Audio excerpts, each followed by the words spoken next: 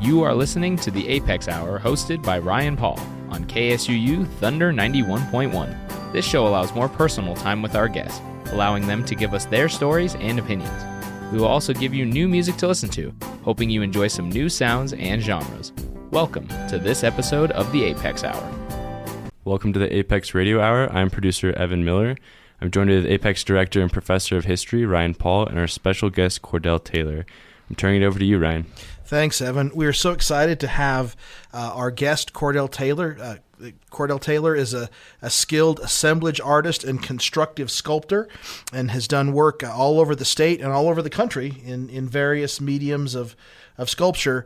Cordell, what I'd like to start with first is kind of how we get to now here. So can you tell us a little bit about where you came from and how you got to do what you do? Let's see. When I decided to go back to school, I actually had been a professional ironworker and fabricator for a while. I'd lived in L.A. and all over the western U.S. working in the oil field. And when I went back to school, I decided I was going to be an engineer, and that didn't work out. And I fell in love with sculpture as I was doing it. And it was like all the things I had done through high school and growing up, I was able to apply them into a trade, and I worked with a successful artist that made me realize that I could be successful, and that's kind of what got the ball rolling. So when did you decide that this was what you wanted to do, that you wanted to be an artist and a sculptor? Oh, I was actually about 27 years old, so, I struggled for a long time trying to figure out my life while I was a teenager and that up to that point. But I was 27, so that's been almost 40 years ago. And where were you born? I was born up in Brigham City, Utah, and my father worked for Thiokol Corporation up there. And so the school that I went to had a intensive trades-oriented high school where we learned all kinds of different fabrication techniques and materials and things like that. So that was the influence. So when you say fabrication techniques, what does that mean? Like plastics fabrication, like fiberglass and graphite plastics, Lexan or plexiglass, resins, and those types of things, because they were all space-oriented, because Thiokol Corporation, of course, was where Saturn V1 rockets and Apollo engines and those kinds of things were developed. Now, I'm not sure what, the STI or something like that is what they call it up there now. But and so it was all things related to the space industry. And you left school and went to work in the oil fields, is that correct? Yes, there was a big oil boom going on in the late 70s and early 80s, and it was very lucrative, and there was a lot of money in it. And since I had all the trade welding and those types of things behind me, it was very easy to step into a really good paying job back then, and this is in the 70s, that was like $40,000 a year, and my rent was like $125 a month. It's not the same today. No, especially in Salt Lake, I think, where you currently live, right? It's skyrocketed. So I think it's interesting, the words you use. I mean, like, we always think of, Cordell Taylor, he's an artist and a sculptor. But you say an assemblage artist and a constructive sculptor. Can you define those terms for us? Well, assembly is when you bring together different things to create an end product. And construction or constructivist side is when you basically design and build a work or artworks from basically nothing, from starting with drawing and then you're choosing the material and determining the result or the end result. So this may be like a chicken and the egg question, but does the inspiration, do you say, oh, this is what I'm inspired to make, or do you see material and say, I could make something out of this, or both? It's both directions. Material can influence you as well as, you have an idea. that it doesn't hurt to have a little bit of a background to understand what the material can do. But, in a way, sometimes that naivete of not knowing what to do can make a person take a material to an extreme that otherwise it wouldn't go to. Can you give me an example in your work of how that happened? Oh, man. Well, man, I wish you'd asked me this a while ago. Well, no, I think So the about it reason for I a think minute. about that is that I think about some pictures you showed me of, I think it was car radiators. Oh, right. Right, Okay. like- So for instance, I was doing a symposium, a workshop out in Vermont, and it was in the middle of winter. And, I went to try and be expressive and create art. And, of course, I went on an airplane, so I didn't have anything with me to take. But when I got there, I had to figure out what to do to create. And so I had talked to a few people because I was doing, as you said, in the constructivist side, found object art, where you use found objects to create a artistic piece. And they kind of directed me to some snowbanks that I could dig under and find some things at. And I happened to be digging under a drift and just pulled some wood out from underneath. And it had been stuck through a radiator, and the radiator tape came out with it, which the radiator tape is the flues, goes in between the flues that the air flows through in order to cool water. And it was an interesting form, an interesting texture. And so I was like, okay, well, let's see what it is. So I started digging and pulled this thing out, and it was a radiator. And I took it back to the shop and cut it into pieces, and it took me in a whole nother direction. I did a whole 4 years body of work out of that one experience. So yes, I've used those radiators to this point. Depending on how you cut them, you can create different textures, and they offer different forms. I do landscape works with them. And Meaning that you take these radiators and it shapes like rock formations and those kinds of things? Yes, I shape them into so that they look like rock formations or landscapes in a sense, because the material itself lends itself to opportunity to kind of a macro opportunity where when you look at it, it can take on many forms, large or small, because of its design, because of the way it's fabricated. And you mentioned that art in these sculptures have positive and negative spaces. I don't know what that means. I mean, I know what that means, but I don't know exactly how you what does that mean in art positive terms? is something that's exists, and negative is either the space surrounding it or the space within it. And so positive and negatives is when you when you go out to a cliff face and there's an arc, the arc is the positive and the opening in between is the negative. So And if you think like delicate arch, the symbol of Utah, Exactly. the arch is the positive, and the hole in between. And the hole is in the between, negative. or the exterior sky, is the negative. And it's the same with just about anything. You have positives and negatives. So that's interesting. So you also talked about, in some ways, this utilitarian use for some of your art pieces. You showed us a picture of a huge smoker, like that you built. Right. Can you talk about that? Right. I thought that was interesting. Okay, this was a sculpture that looks like a rock fall. So it has a larger kind of pedestal leg, and then the rock fall is a continuation of rock forms or block forms that come off the side of it. And so it's basically like if you walk up to the side of a cliff face and a bunch of or parts of the formations have fallen off and create a stack of material onto the sides of it. Well, this a person from North Carolina wanted a meat smoker, and but he also enjoyed sculpture. And I was doing a series called the Geometric Series, and it happened to be these kind of block forms. And he came to my studio, and he's like, "Well, how could we approach this?" And I work in models, and so we took some of the model forms and started looking through them about how we could approach it. And we had to, of course, you have certain requirements in order to create a smoker that you have to have. One of them is you have to be able to have an interior volume to it. The other is you need to be able to build a fire next to it or in it so that you can put the smoke into it where you do the meat. And the other is you have to figure out how to make it work, the plumbing of it and that.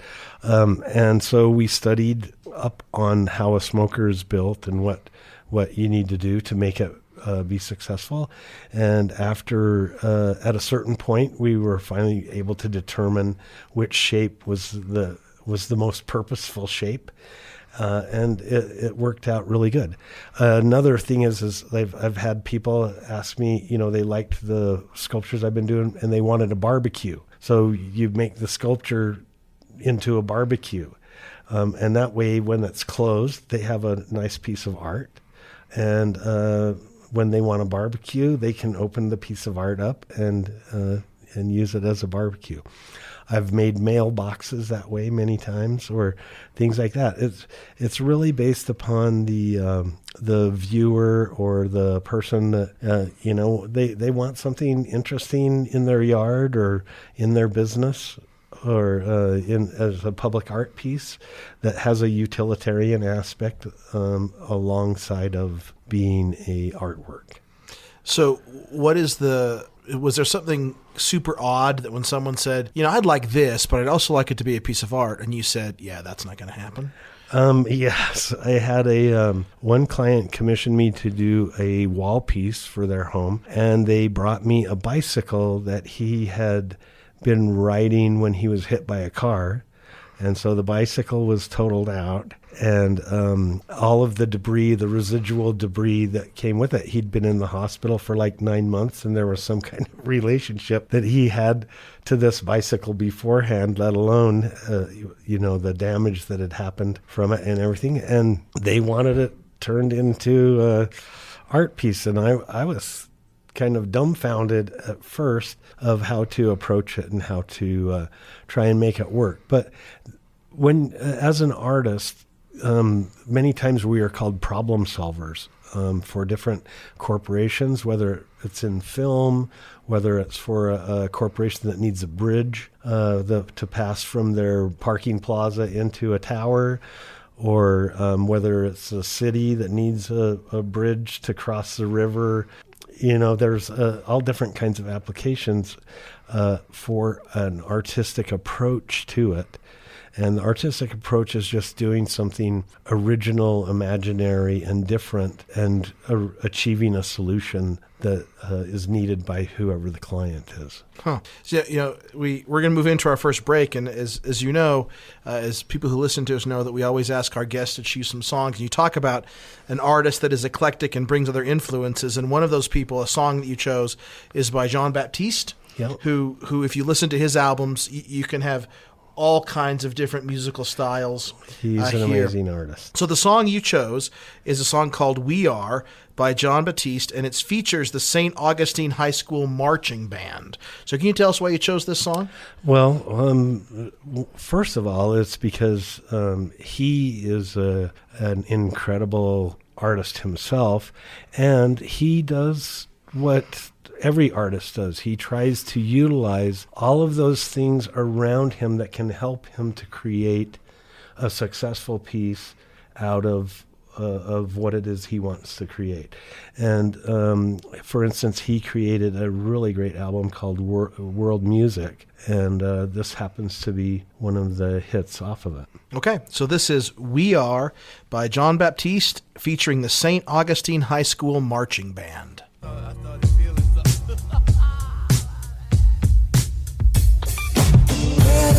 Full of stars, watch them shine from afar on days when it's hard, and always none knows how to say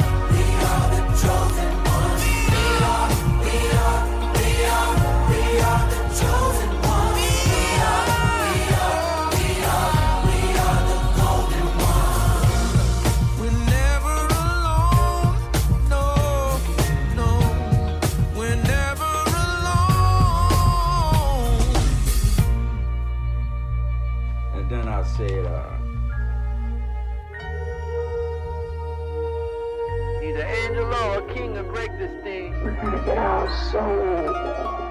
We get that inner peace. Yeah. And nothing man cannot give you that.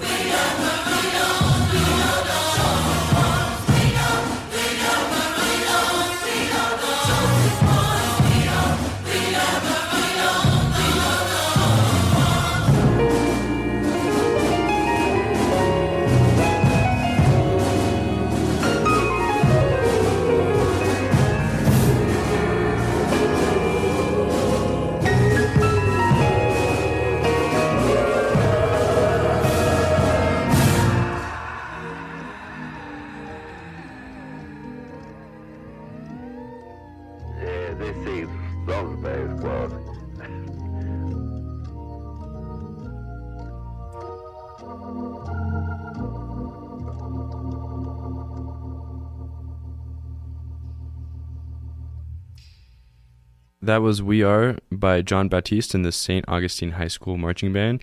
You're listening to the Apex Radio Hour here on KSUU, Thunder 91. I'll turn it back to you, Ryan. Thank you, Evan.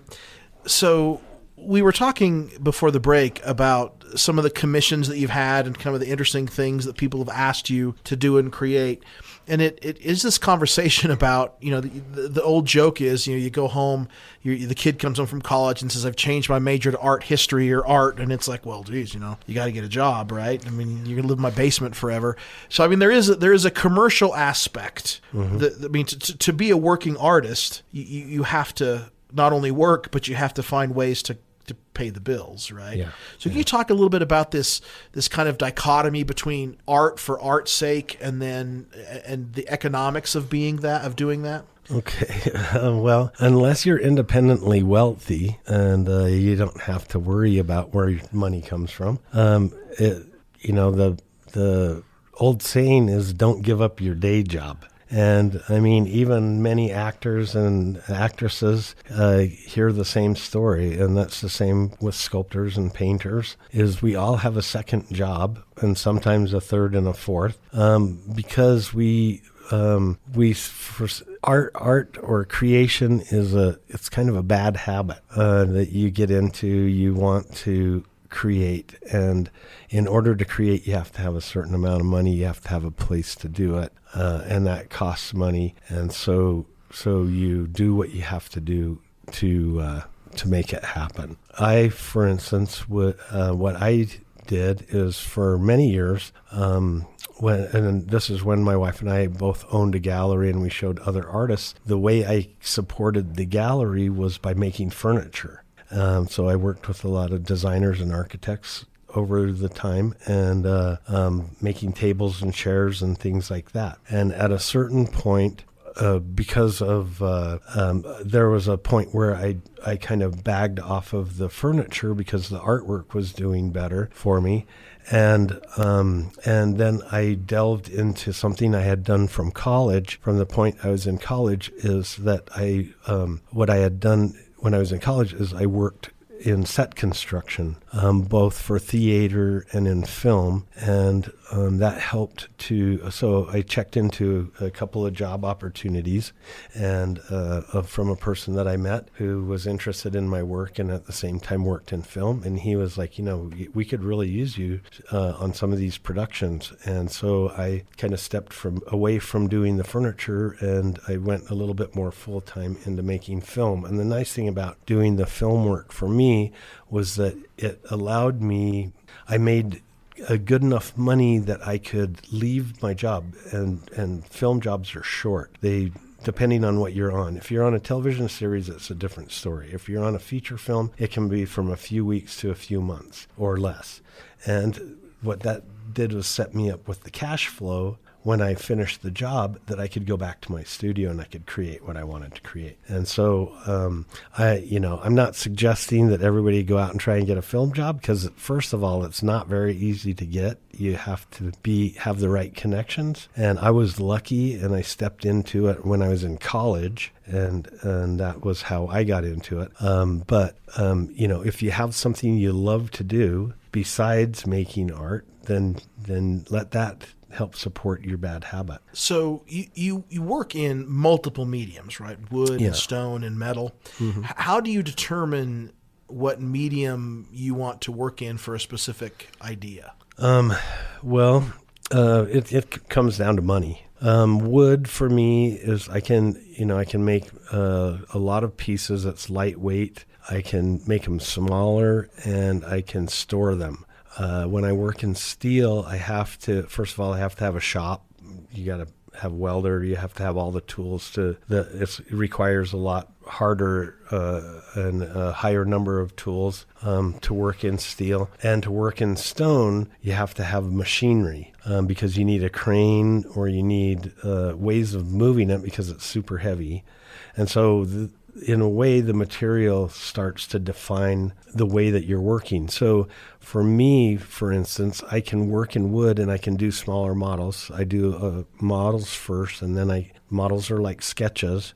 And actually, at this time in my life, I can make a model almost as fast as I can draw it. And a lot of times if I can't get somebody to understand what I'm talking about, I can either draw it or make the model faster than I can explain it to them. Then I can find the words to explain it to them. So the model becomes a convenient thing for me because I can make the idea into a reality. And then at a later point in time, if someone shows interest in it, I can scale it up, and then I can go to whatever material they want to. It could be, the nice thing is it depends on what you're doing. So for instance, I could do it in styrofoam. I could take it to a foundry afterwards, have the molds made for it, and cast it in bronze. I can make it in wood, and after that, I can measure it out because I know what it is, and then I can have the pieces cut so that I can fabricate it in steel. In stone, it's a little bit harder because stone is a material that you have to work with directly. And the hard thing about stone is it's not what we call a plastic material. Plastic means that you can add to or subtract from it. And that's what's nice about wood and steel. And so if you make a mistake, you can repair it. But in stone, if you make a mistake, then you've got to determine a different way to go about it. So think about it. How many times do you think Michelangelo wanted to carve David? And he only wanted to do it once. So you have to kind of pre-plan, what you're willing to do or what you're willing to go through to achieve the end piece. You talk about with stone needing something to lift over their head. I've actually seen Evan lift a Volkswagen Beetle over his head. I'm sure it was one of those little model ones, not one of the big ones. Let's talk about for a minute creativity, right? So obviously, you have this idea, you have to build the model. I mean, for you personally as an artist and sculptor, where does creativity come from? Is it an internal thing? Is it inspired by external sources? How do you find that wellspring for you? I think actually creative's kind of innate in everyone. Has creative ideas because you have an idea. I mean, somebody's telling you about something, you hear a story, you think that you can do it. And that's where the creativity starts to get enhanced is, okay, so if I can do this, how do I do it? And how do I achieve it?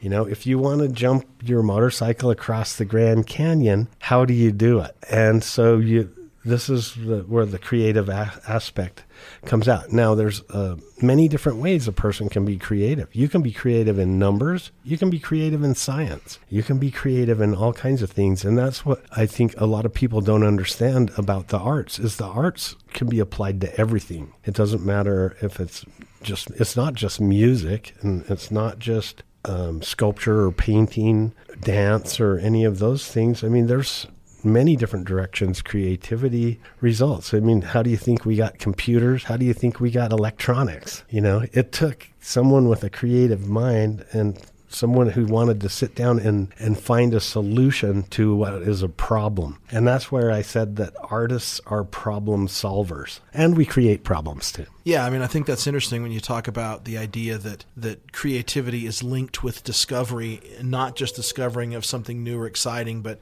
even discovery of new worlds and new lands and new forms and understanding how pieces can fit together that people didn't think they could fit together before. Mm-hmm. So on this campus, we have spent, we're talking a lot about issues of overcoming anxiety and overcoming depression.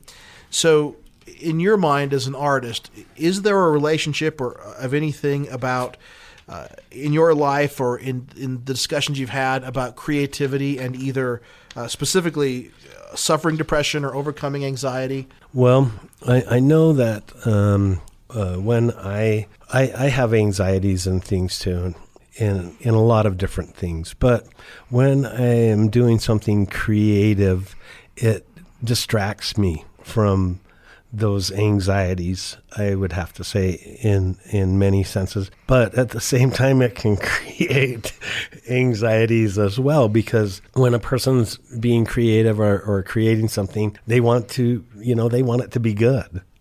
And so, but anxiety, in a sense, is created by the person within. And so, it can be a way of dealing with it, but it can also add to it. You know, we were talking during the break a minute ago about the process that we're actually kind of going through here with this discussion and asking questions. And you mentioned something about artists and motivations. Can you explain what you're talking about there?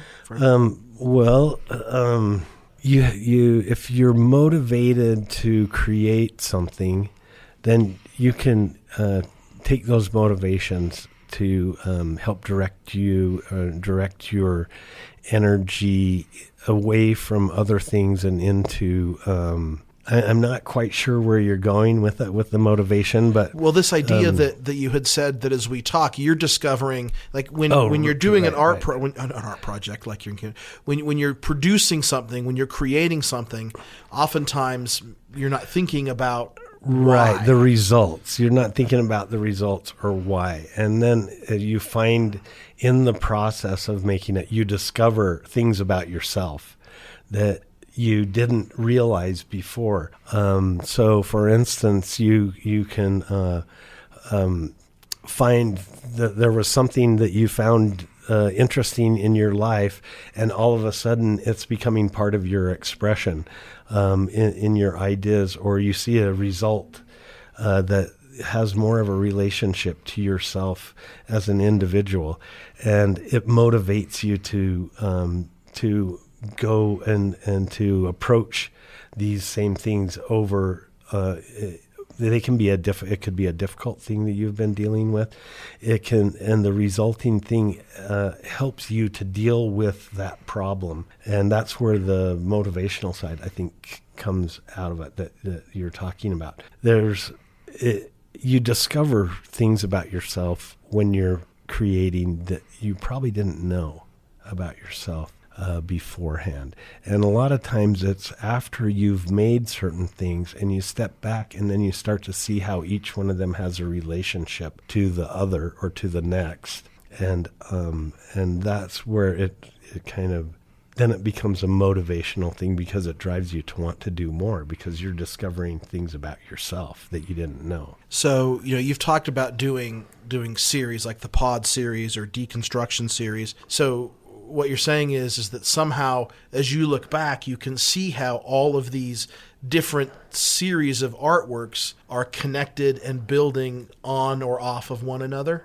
Or off of experiences that I had, or things that I had done. So, for instance, the Deconstruction series was, and I didn't really even realize why I had approached it until later. I was working on a larger piece for the redevelopment agency of Salt Lake and Salt Lake City, and it's a large engineered piece that's 20 feet by 20 feet, and all the components in it are bridge component. And when I was building it, I realized that the motivation to build that piece had come out of a tragedy that all of us experienced, which was the collapse of the World Trade Centers. And there was this strange, innate beauty of the debris sticking out of the ground from that inspired me to create those pieces. And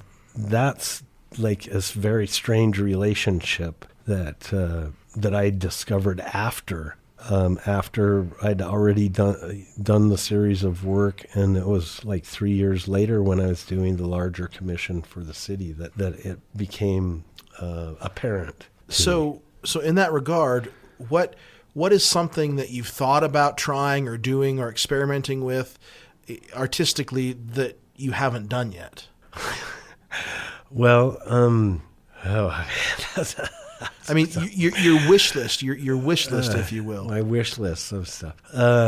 Well, I really like to work big. I've done large bridges and things like that, but I'd like for some of these artworks to become architectural pieces, where it was similar to. I can't think of his name right now, but he did the Guggenheim Bilbao, or in Prague, there's what they call the Fred and Ginger House.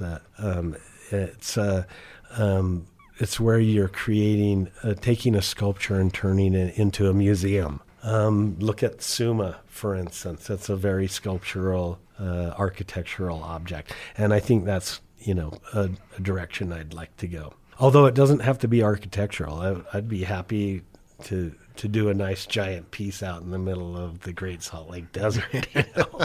So in that regard, what would you tell a young Cordell Taylor who's just starting this journey now? It's don't let go of your dreams, and always know that each piece you make is a step towards the end result of your body of work, of what you will become. Don't be maybe be afraid of the moment, but don't be afraid of the future, because like I said, it's each piece you make drives the next piece, and you can't be where you are or where you got without having been where you were. So you have to take a step forward. I love what you just said about be afraid of the moment, but don't be afraid of the future. Right? Yeah. I think that's interesting. So with that, let's move into our next break. This is a song that you chose called Why by a band that I kind of grew up with a little bit, Bronski Beat. Yeah. Maybe you could tell us a little bit why you chose this song. Well, it was always a song that I found inspirational because at the time that it was made, it was really a cutting-edge song. They were kind of a crossover from disco to new wave to modern rock, and Bronski Beat was, they were great. Great. Of course, I grew up in the disco era. Yeah. So. All right, let's go. This is Why by Bronski Beat. Tell me why. Tell me why.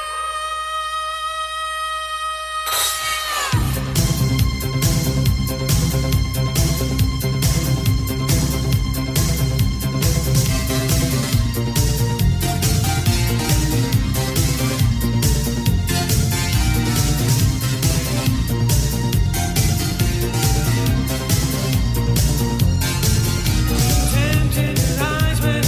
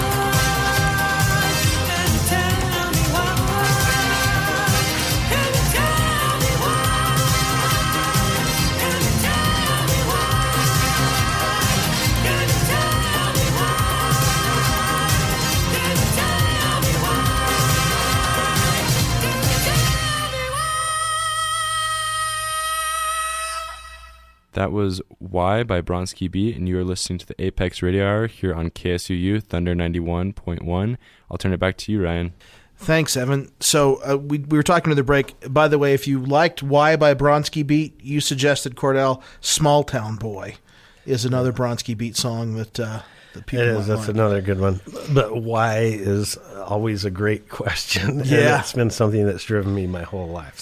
So was one of the reasons. Let's talk about, as we move into this last segment here, about your film and TV work. Uh-huh. So you've not only done art pieces, but you mentioned earlier that you got into other things film-wise. That helped kind of fund your art habit, I guess, is what you could say.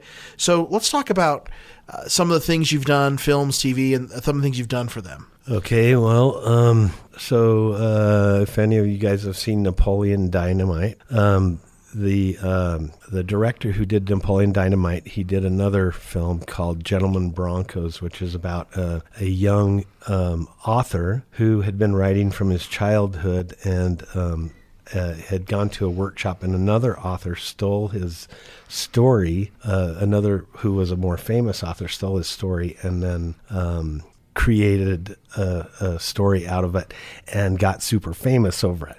And it's a very strange story because it's kind of a futuristic story.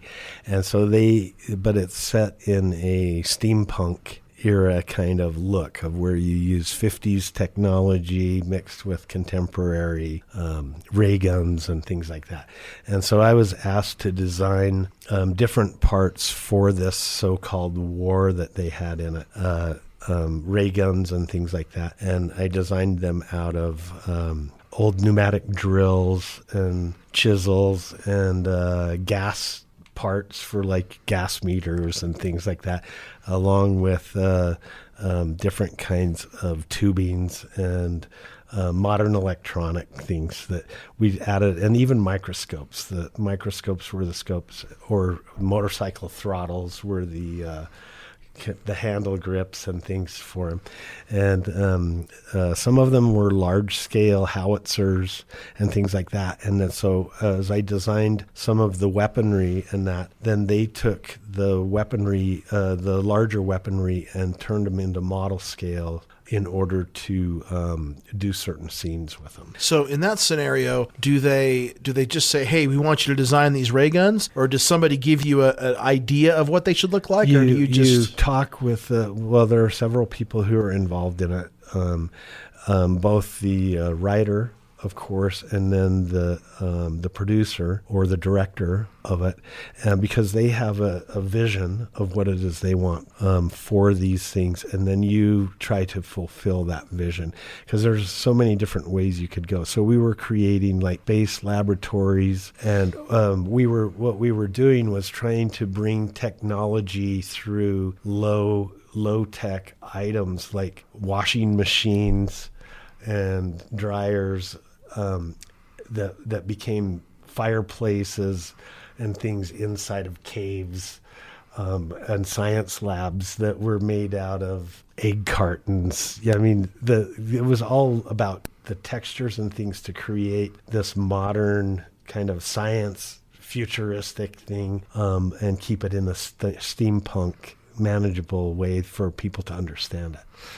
What's some amazing things that you've seen? I mean, in building films that you start with an empty studio or an empty warehouse and it's transformed. What are some of those cool transformations? Well, we have built. So I was working on for Disney for the last 4 seasons doing High School Musical, and so for instance, we have the entire East High School up in Salt Lake built inside of a studio. In other films, we've done caves. We on 127 Hours with James Franco, we built 5 canyons inside of the Granite Furniture Building in Salt Lake, so that we could film and we could control different aspects of filming of this guy that was trapped in Blue John Canyon over by Moab and had to cut his arm off with a pocket knife, and he was trapped by this rock for 127 hours. So the requirements are really based upon whatever the story is. For Evil Angel, I build the gimbals for train crashes and different kinds of things.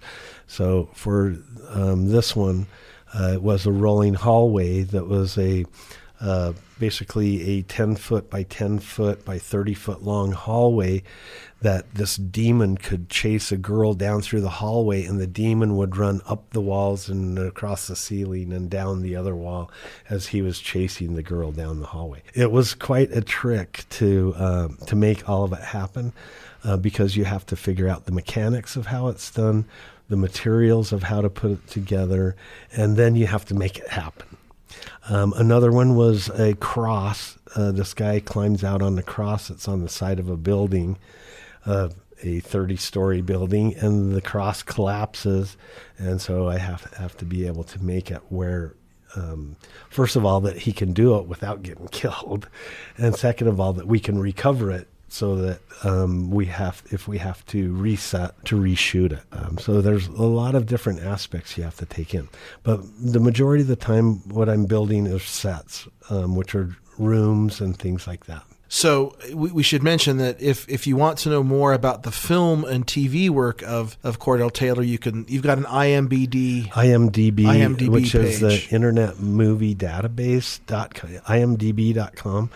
And you type in Cordell Taylor, and a photo of me in front of a yellow van comes up. You click on it, and then it'll show you a biography of different films. So I've been fortunate, and I've worked on a lot of really, really fun films, and with a lot of really great actors and directors. Great. Cool. So let's move into our final break. This is a song by Amy Winehouse called Back to Black. Can you tell us why you chose that? It's about drug addiction, and drug addiction takes many artists out of away from us, and she's one of them that we lost. That was a master. Okay, this is Back to Black by Amy Winehouse.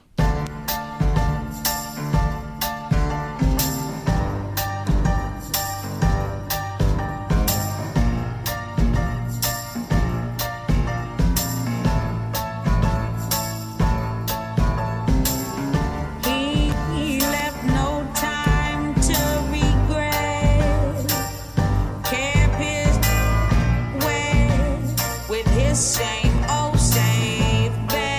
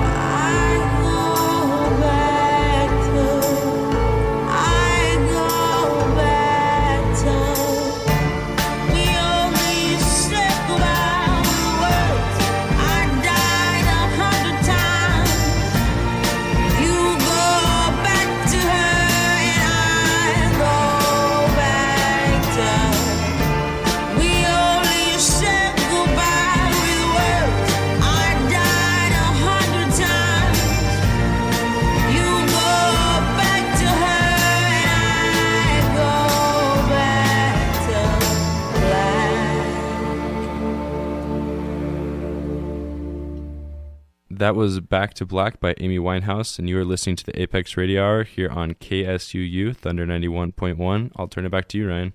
Thank you, Evan. So we're at the last part of our program, which we always, end with the question about joy. So I'll start with you. Cordell Taylor, what are you currently watching, reading, listening to, or playing that is bringing you joy? Well, the sad part is about working in television and on film. The last thing you want to do when you go home is watch some television program. But what my wife and I do is we actually, because especially since libraries are kind of under threat right now, we're fortunate that we have one of the best film collections that there is in the Salt Lake Public Library system. And so we go and we challenge ourselves to watch some really great mysteries series, different kinds of international films and things like that. And so we spend a lot of time doing that. The other thing is I like to travel, and I like to, it doesn't matter where it's at. I like to explore, and those are the things that really make me the happiest. Great. Thank you.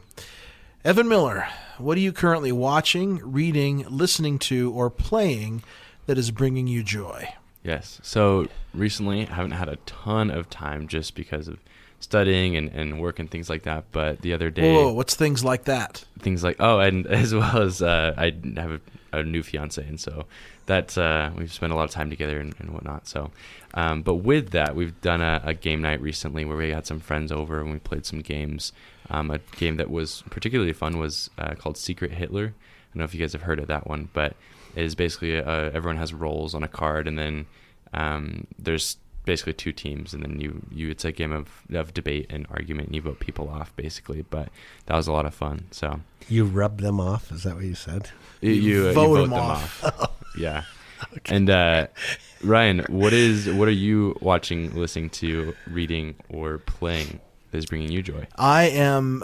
We recently switched vehicles, my wife and I have the one that has Sirius XM radio. I'm a big listener of radio and music, and I have turned the dial and set it to the 40s junction station, and have been listening to a lot of 40s music. And it just, in a day of where I normally listen to NPR and other kinds of news, having that kind of music on is just exciting. I got in the car this morning as I was prepared to start to teach early this morning, and the song was "It's Only a Paper Moon" by Nat King Cole. Nat King Cole, which is one of my absolute favorite songs. It's just a great way to start the day. So "It's Only a Paper Moon" by Nat King Cole. So with that, we'd like to thank Cordell Taylor as our guest here, and thank you for being here at SUU.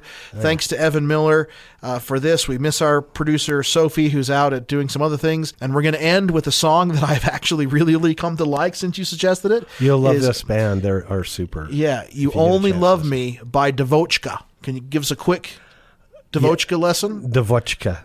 It's DV. It's like devotion. Devochka. It's a Czech word. So. Okay.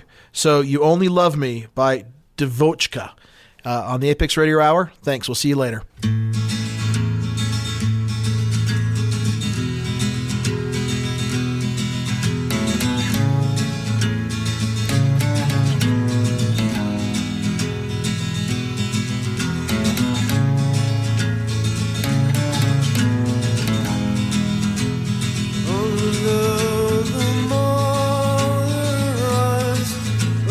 Mexican sky, she was happy, but